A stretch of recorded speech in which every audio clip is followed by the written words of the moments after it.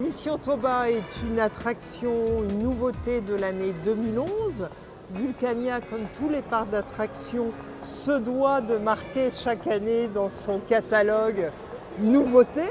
Donc Mission Toba était la grande nouveauté de l'an dernier et c'est vrai que nous avons fait une belle saison 2011 à laquelle Mission Toba a tout à fait contribué.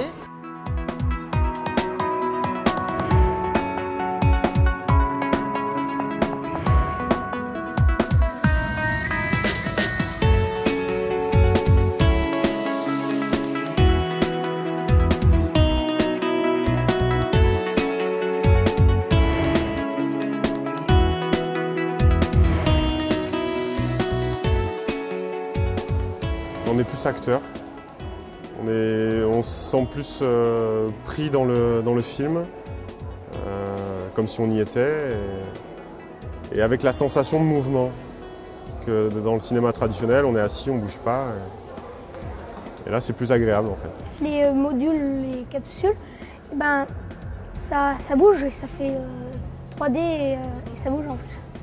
On voit vraiment comment ça se passe, quoi. On voit c'est en fonction, c'est les images, donc on est vraiment dedans, quoi. On est vraiment dans le volcan, quoi.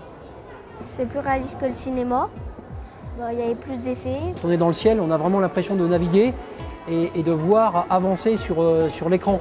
Alors que quand on est sur un écran standard, enfin dans une salle de cinéma normale, on est statique. Le fait de bouger, d'être en interaction avec les images et le mouvement, c'est très intéressant. On a souhaité en type d'attraction avoir quelque chose qui n'existait pas.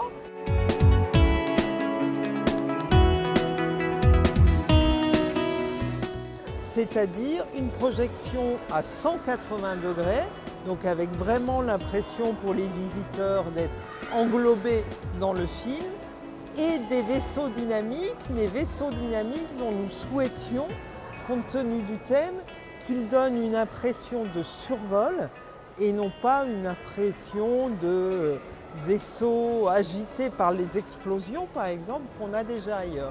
Donc c'était vraiment nos exigences, ça, le film à 180 degrés et l'imprégnation, et des nacelles qui donnent une impression de survol.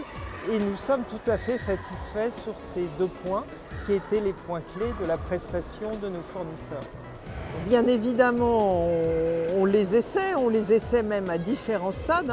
Nous, on a même été les voir en Bretagne. Quand je dis nous, c'est une partie de l'équipe de Vulcania dont je faisais partie, à l'état de prototype chez CL Corp, puisqu'effectivement, beaucoup reposaient sur le type de mouvement qu'allaient pouvoir proposer ces nacelles, parce que l'impression de survol, c'est facile à dire, c'est des fois moins facile à faire.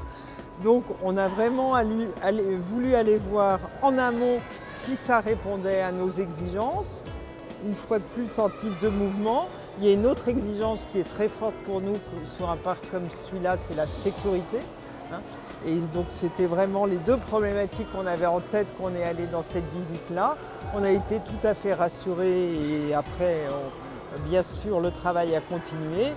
Et on les a bien sûr testés quand ils ont été installés en vrai ici.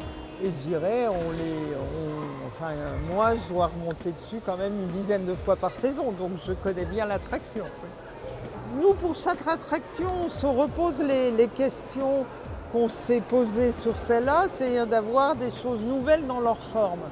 Ce qui fait qu'effectivement, on est souvent amené à changer d'entreprise, non pas parce qu'on n'était pas content de la précédente, mais parce qu'on veut changer de registre.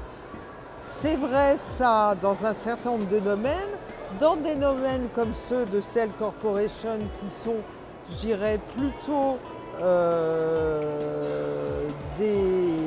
des prototypes développés sur mesure pour répondre chaque fois à l'exigence d'une animation, il est tout à fait possible qu'on retravaille avec Cell Corporation par le futur. Et je dirais qu'en plus, l'expérience qu'on a eue sur Mission Toba fait qu'on le fera tout à fait volontiers.